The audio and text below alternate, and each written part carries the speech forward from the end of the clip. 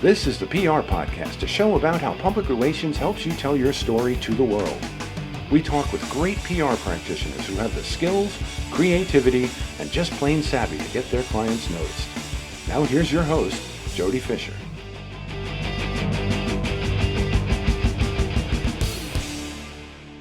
Hey everyone, and welcome to the PR Podcast. I'm Jody Fisher. Thanks for joining us. Well, welcome to October and Q4 of 2021. Can you believe that we are here? This year has gone by so fast, and yet I have felt every week of it, and I'm sure you all have too. It has been another challenging year. We are still stuck in the COVID pandemic. It seems to be getting better, but every time we think it's getting better, something, it's like two steps forward, one step back kind of thing. And there are still challenges to our economy and lots of other phases of life. Hope all is moving in the right direction with you. Hope you are healthy. Hope you are safe. Hope your families are doing the same. And hope that your business is thriving. Hope that you are thriving in your PR career, wherever you are, whatever you're doing. Hope that everything is working well with you. I will say that things business-wise this year have gone very, very well for me. And I am blessed and grateful that things have gone that way. I think I try to chalk that up to just working hard and having a good reputation and surrounding myself with people who can both refer me business and also just talk me up to the people who are looking for PR services in my area or in the national scene. So I want to send a big thank you to everybody out there in my network. Really appreciate all that you do for me, and do not hesitate to ask me for something that I can possibly do for you, because I am a big believer in karma. And I'm a big believer in helping people out. We all have our networks. We have our networks for a reason, because we want to help others. So please don't hesitate to ask me a question. If you think I can help you out with something, please don't hesitate to drop me a line. Speaking of dropping a line, we've got a killer set of guests coming your way through the end of the year. Thanks to everyone who has reached out to us on social media to pitch us themselves as a guest. It is pretty easy. All you have to do is send a direct message, a DM, slide into the DMs to the PR Podcast. Twitter usually works best. So we're at the PR Podcast. I think it's the PR Podcast 1, because I couldn't get the PR Podcast on Twitter, but you search it, it'll come up. Tell us, it's really easy. Send a direct message. Tell us the 3 things that you want to talk about on the show. Now, it has to be relevant to how the news business works, how the public relations business works, how news decisions get made. But it's also a great way to promote yourself, promote your business, and share your unique knowledge and perspective with the rest of us news and PR geeks who are in the audience every week. While you're at it, please like, follow, and share all of our social content. We're on Facebook, Twitter, and Instagram. Give us feedback there on episodes, things that you hear, things that you're not hearing that you want to hear. Like we say repeatedly, this is a community. We want to share all of our best practices, our tips, and our tools. So make sure you're giving us that feedback so we can deliver to you the shows that you want to hear. This week, we are going to head back to the Reddit public relations page for some Q&A. So let's get right into it. Okay, question number 1 from the Reddit public relations forum on Reddit. Whoops, hold on. There we go. That page is loading up now. And I try to, and the reason I say that is because I try to read these cold, right? I pick them out based on the topic, the title, but I try to read these cold and give my honest opinion on what these folks are asking and writing. So question number 1 is posted by OK Grapefruit with a big number behind it. Where to study public relations? Hi, they write. I will be applying to universities soon. Do you think studying BA Public Relations, I'm assuming that's Bachelor of Arts, but I'm not sure, at UAL, okay, so this is in Europe, would be beneficial for me? I'm an IB student thinking of applying to schools around Europe. There we go. And if you have any other suggestions, would truly appreciate them. All right, studying public relations in college, in university. A couple of thoughts that run through my head. Number 1, if you want to study public relations, go for it. I'm not that familiar with any specific programs in public relations, so you really got to go do your research there. But I will also offer this, that I don't think you have to study public relations to be a public relations practitioner. I was an English major, completely useless degree. But I also studied radio when I was in college because I wanted to be a radio reporter. So I went to a school that was going to let me get, elbow deep into being on the radio. And I was on the radio for 4 years, 5 days a week for 4 years straight when I was in college. That gave me the jump start and the training to become a radio reporter when I graduated. And that's exactly what I did. So I would say that being in public relations doesn't necessarily require a public relations degree. In fact, if you have a specific subject matter area that interests you, I would say go do that and then apply that to public relations afterwards. Maybe you take some communications courses or some public relations, maybe a minor in public relations, who knows? But go take, economy courses, finance courses, go take engineering courses, go take medical courses, go take, sociology or psychology or philosophy or, whatever you want, whatever interests you.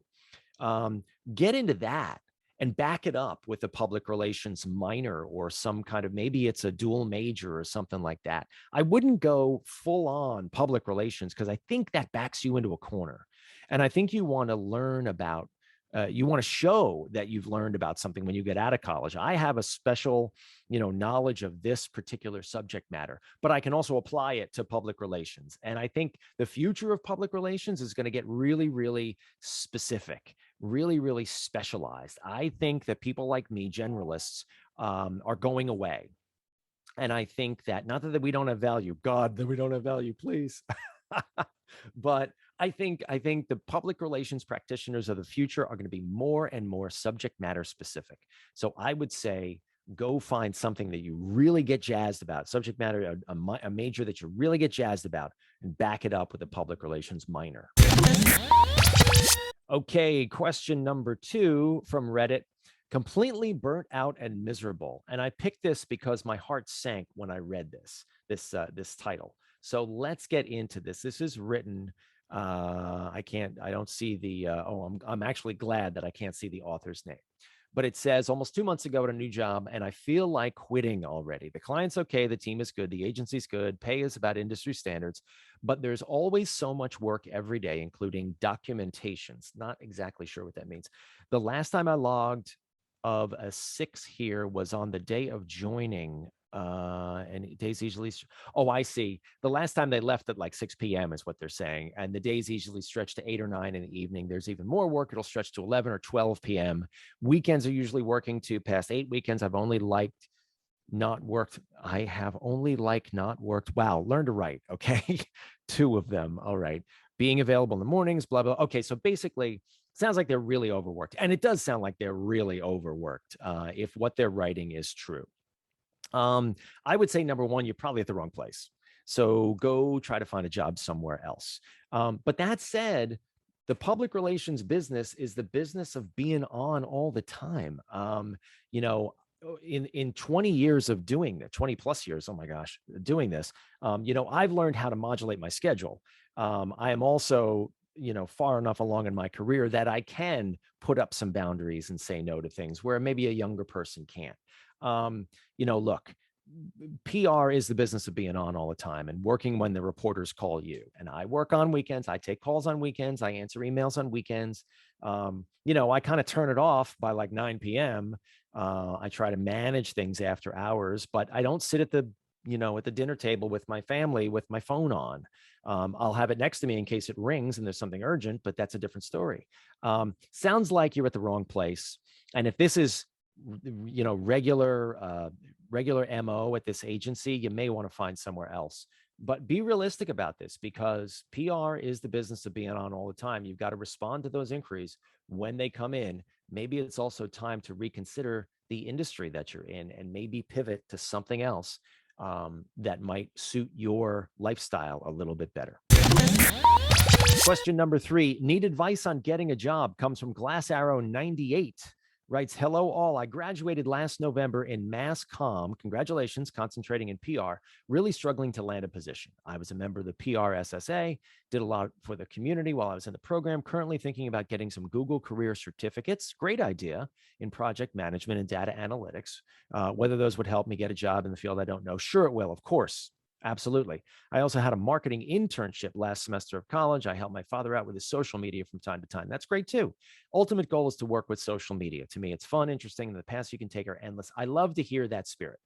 I have a lot of variety when it comes to work experience. I thought I would reach out here to see if I can get some advice. Okay. You know what you like. Go pursue what you like. If you're struggling to get a job, we are in the age of the gig worker. So go market yourself. Start with your dad. Start with your dad's friends. If you can do social media for him, if you can do stuff for him, you can probably do it for all of his friends who also don't know how to do it, right? Start to market yourself, hang out your own shingle. If you're not landing a job, go make money on your own. You can do it. You can absolutely do it. Start small. Get a reference. Your dad can maybe refer you to one of his friends, do some work for them, charge them a real rate. Don't charge them the friends and family rate, charge them a real rate, have them treat you as a real vendor. You treat them as a real client. You create a contract, you bill them, you get paid. You don't barter. It's money, right? And start running that, start doing that. And that may turn into enough of a business that can sustain you, or maybe it turns into something where you're doing okay for a little while. But what that also does is it goes on your resume. It goes in your work history, and it shows potential employers that you can go out and hustle business. That is more valuable to an agency, or someone who's running an agency, than someone who can just sit at a desk for 9 hours or 6 hours or whatever the heck you sit at a desk for in PR. You can hustle business. That proves that you can hustle business. So I would go out and I would start taking on your own clients and doing work for them and billing them in a real way, and creating your own business. You never know where it's going to end up. And at the very least, makes you some money, gets you some experience, and proves that you can do this. Good luck. Question number 4 here, posted by 3 Maya B. Does the pressure end? Oh no, another sad one. I've received promotions, they write, pretty quickly, 2 in a year. Congratulations. And now stand at the account executive level. Getting media hits isn't an issue. I'm anxious it will be, especially tier 1. Previously, what I did before was exemplary, so I was fine, but now it's basically expected. You bet it is. The PR agency life seems like it will also be a game of I should be doing better. And I was just wondering how everyone else deals with it. There's a never-ending to-do list. Yes, there is. Constant pressure from clients. Yes, there is. And the expectation to know content calendars well and secure bylines and write those bylines, et cetera, et cetera, et cetera. Yes, it is. I'm thinking about going back in-house, but I also know growth is stifled there. And why would in-house be any better? I don't know. I've been both. And I prefer agency life. I'm also very open to hearing of any tier 1 reporters. You have good experience. I try to be scrappy and keep a pulse on their coverage, blah, blah, blah. Okay. This is kind of the same question as the one we had before. Does the pressure end? No, it does not. You get paid to produce. You get paid to put up hits. Sometimes you're going to win and sometimes you're going to lose. And those are the breaks of the game. You get paid for your expertise. You get paid for your ability. You get paid to produce results. If you don't like that, go work somewhere else. Just because you studied it, just because you had your heart set on it, or just because you watched Sex in the City and you thought going to parties was really cool, and you don't like it, you don't like it. Go do something else.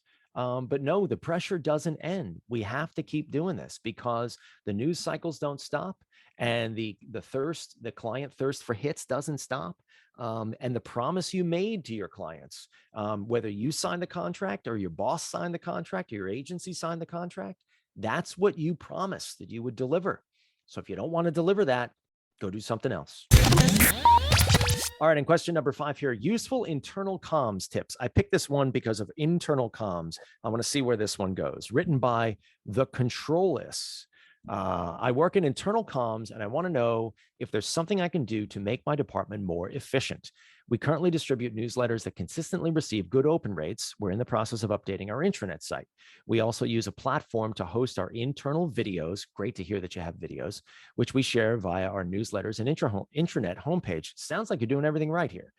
I just think we may be missing out on more tools or methods that could be incredibly useful. Has anyone seen improvement in their department by implementing something that wasn't mentioned above? Any advice greatly appreciated. Well, great question.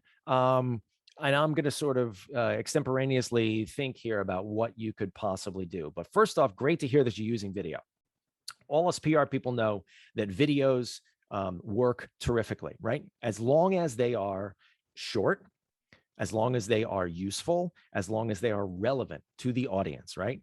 I shoot videos for my clients all the time. I shoot video that I send to TV desks that they can use on their broadcast and on their web. I shoot videos for the clients that are strictly meant for their, I won't say internal comms, but their owned media, right? Whether that's their newsletter or their website or their social, whatever, communicate with their audiences. I chose this actually because I was intrigued by the phrase internal comms, and I was going to go down the rabbit hole about there is no such thing as internal comms anymore, because all comms can become external at the click of a mouse. But that's not where this goes. But I would say that don't get too involved in the tools that you're using. There are wonderful platforms out there, but don't get so involved in the tools that you're using as much as the content, the stuff that you're saying, the messages that you're pushing out.